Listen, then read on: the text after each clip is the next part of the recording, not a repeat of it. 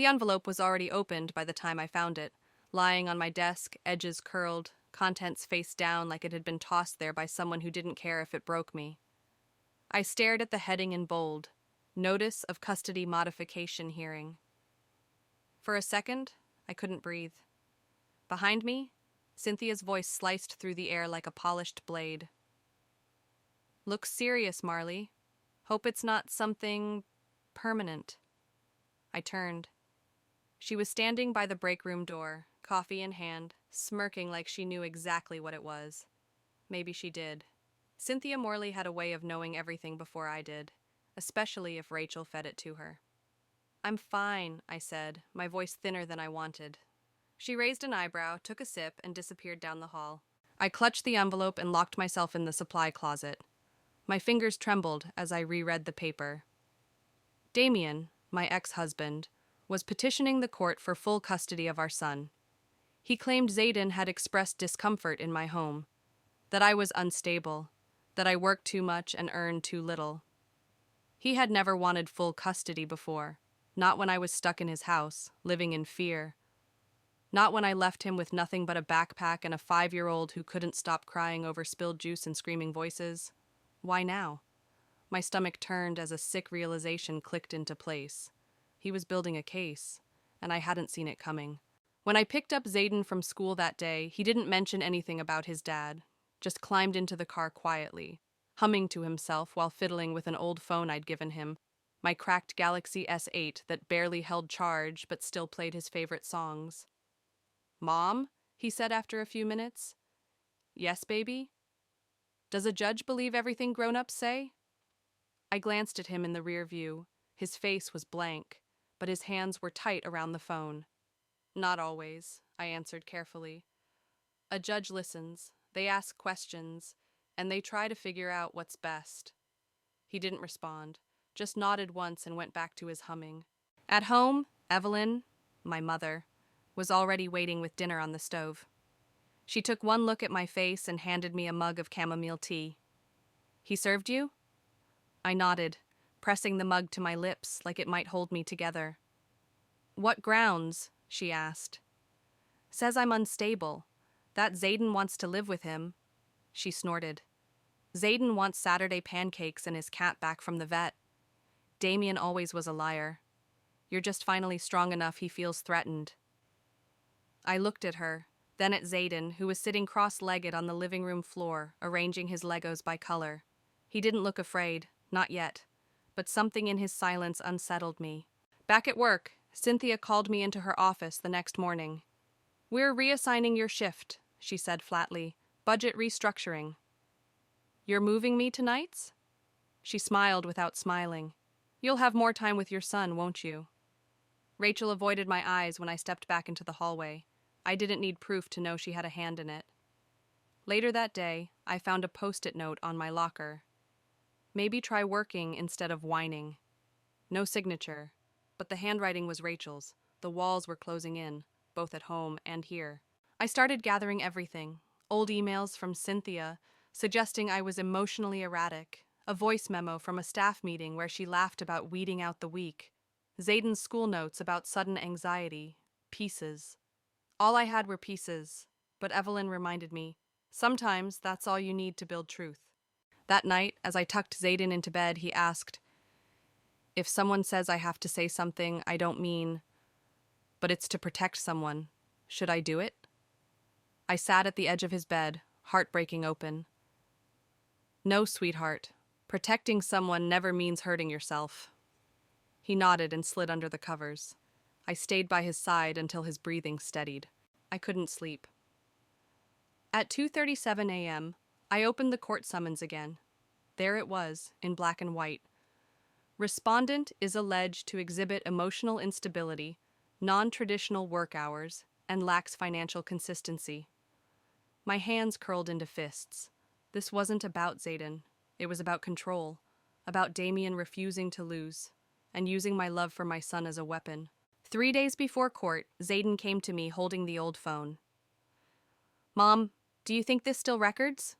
I looked up from the sink. Why? No reason, just wondering.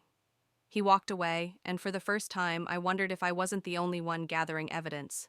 If you've ever been forced to stay silent when you knew the truth could destroy someone, type 1.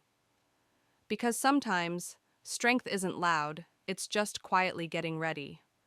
The pink slip was taped to my locker door. No envelope, no explanation, just a notice from HR that my hours had been reduced due to performance inconsistencies. A polite way of saying, "You've become too much trouble." I stared at it, the fluorescent light flickering above like a dying heartbeat. Around me, the break room buzzed with microwaves and the low hum of people pretending not to look. Rachel walked by, eyes glued to her phone, but I caught the smirk before she turned the corner. I peeled the notice off, heart pounding. I hadn't missed a shift. I hadn't made a mistake. But ever since Cynthia reassigned me to night hours, I'd been invisible. Easy to cut. I didn't cry. Not yet. I just whispered to myself, he's not going to take everything. That night, I found Zayden on the living room floor again, headphones in, phone in hand. He was re-listening to something. I could see his thumb tapping rewind over and over. "What are you listening to, honey?" He looked up, startled. "Just music," he said, a little too fast. "Do you want me to turn it off?" "No, it's okay," I said, sitting beside him. "Anything good?" He hesitated. "Some parts aren't." My stomach clenched. I wanted to ask more, but his eyes begged me not to. Not yet. The next morning, I walked into the library job where I still had some stability, only to find my shift had been cut by 2 hours a week. Budget realignment, they said. The same phrase Damien used when we were married. Budget realignment always meant you lose. He wins. I sat in the break room with Evelyn's old folder of legal notes spread out in front of me, scribbling down timelines, documents, proof. I had emails, school reports, medical notes. But I didn't have his voice. And that was the voice the judge might believe. Zayden came into the kitchen that night holding the phone again. "If someone tells a lie in court," he asked, "but says it to win, is that still bad?" I knelt beside him. "Yes, sweetheart. It's still a lie, even if they say it with a tie and a smile." He nodded slowly, and for the first time he whispered, "Daddy said if I don't tell the judge I want to live with him, you'll go away forever." I froze. "He said that to you?" Zayden looked down. He didn't think I was listening all the way, but I was. I called Evelyn immediately. "He's threatening him, Mom. Subtle, but real. And Zayden's scared. He's recording stuff on that old phone." "Then let him," she said. "Let him protect himself if he needs to. You just make sure someone listens when the time comes." The final weekend before court, Damien arrived early. Too early. Zayden clung to me in the doorway, eyes wide.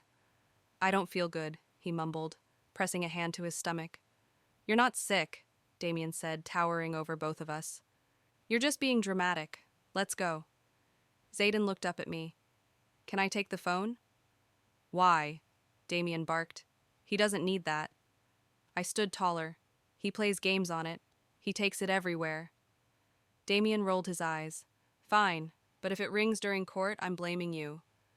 That last sentence hung in the air like a warning.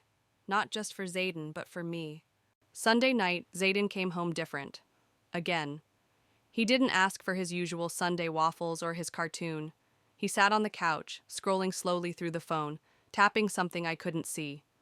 "Zay," I said softly. "You okay?" He nodded. "I'm tired." He didn't cry, he didn't talk, but he didn't let go of the phone. The morning of the hearing, he wore the little gray jacket Evelyn ironed the night before. I packed my notes, printed every email, document, school form I had. It still didn't feel like enough. In the car, Zayden sat behind me, legs swinging, staring out the window. When I checked the mirror, I saw he had the phone clutched in both hands like it was armor. "You ready?" I asked. He didn't answer.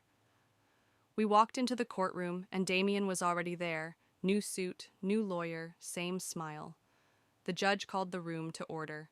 Papers shuffled, lawyers rose. Damien stood and said clearly, "Zayden told me he feels unsafe with his mother. He wants to live with me full time. My lungs collapsed. I couldn't even look at Zayden. Then the judge turned to him. Is that true, son? Zayden stood up, slowly, carefully. He didn't look at his father. He didn't look at me. He reached into his jacket, pulled out the phone, and said, "May I play the recording from last night?" The courtroom fell silent. Damien's smile vanished. The judge tilted his head. What kind of recording? Zayden held the phone tighter. My dad said something, and I didn't know if anyone would believe me, so I recorded it. Even Damien's lawyer went still. The judge nodded once. Bring it here. Zayden walked slowly across the room. His sneakers squeaked on the floor. He placed the phone on the judge's bench like it weighed 100 pounds. Then he walked back and sat down beside me. I reached out. He didn't look at me, but he gripped my hand hard. The judge pressed play. If you've ever had to prove the truth when everyone doubted you, type 2. Because sometimes the smallest voice in the room is the one holding all the truth. The voice that filled the courtroom wasn't mine. It was Damien's, and it was venom. If you don't say you want to live with me, I swear I'll make sure your mother disappears. You understand me? The room didn't breathe. Then a smaller voice, trembling but clear. But I want to stay with Mommy. Damien's reply was a slap of ice. That's not your choice. You're just a kid. Say what I told you, or things are going to get worse for her. I felt the air leave my lungs. There were gasps, one from a woman behind me, another from the bailiff himself. Damien leaned forward slowly in his chair, face pale, mouth slightly open as if the sound of his own voice betrayed him. The judge didn't flinch. He played the recording a second time. All the way through. I didn't blink. I couldn't. Zayden sat beside me, his fingers gripping mine so tightly they left little crescents in my skin. But he didn't look scared. He looked resolved. When the recording ended, Judge Callahan took off his glasses and folded his hands. "Mr. Carter," he said, voice even, "is that your voice on the recording?" Damien opened his mouth. Nothing came out. Then finally, barely audible, "It sounds like it. Did you threaten your son last night?" His lawyer shifted uncomfortably. Damien looked at him, but the judge didn't wait. "Ms. Ray," he said, turning to me, "has your son ever expressed fear for your safety?"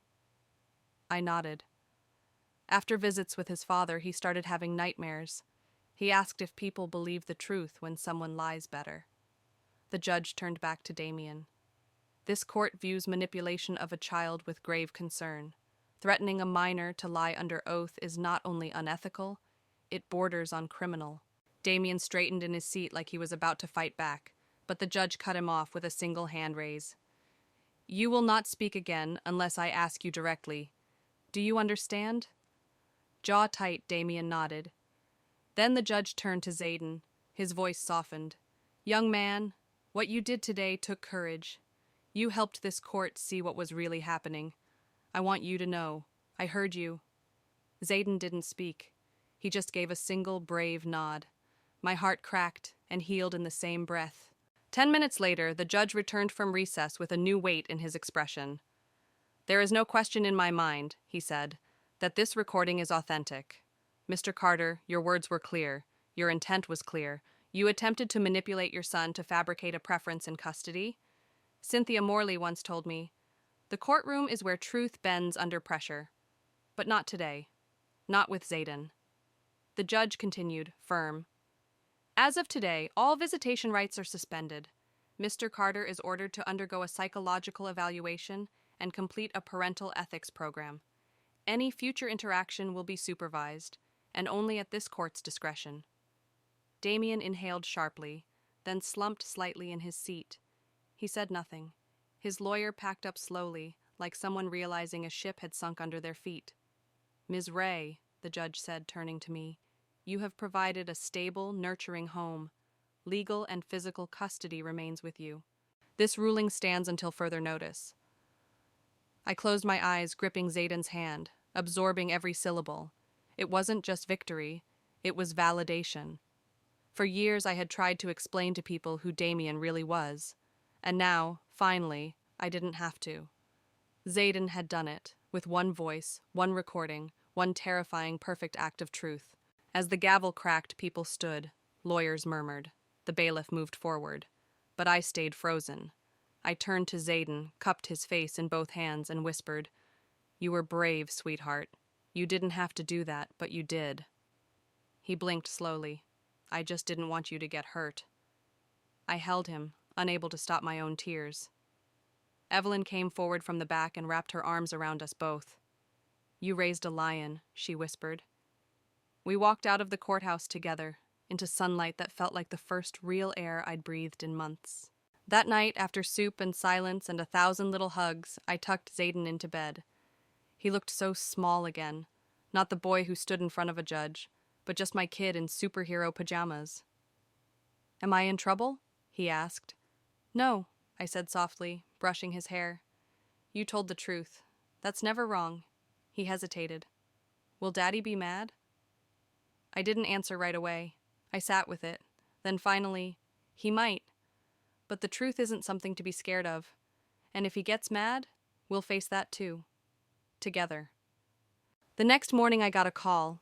It was HR from the office. "Given the disruption to your availability," the voice said crisply, "we've decided to transition your role." I knew what that meant, but I didn't argue. I had my binder of emails. I had call logs. I had messages from Cynthia calling me emotionally erratic, and Rachel admitting she forwarded my hours to someone she trusted. I didn't just lose a job. I built a case. I hung up, opened my laptop, and forwarded everything to my lawyer. Let's see how they like being underestimated. If you've ever been ignored, pushed aside, or told to sit down after giving everything you had, type 3. Because some of us were never meant to be quiet. We were meant to tilt the room,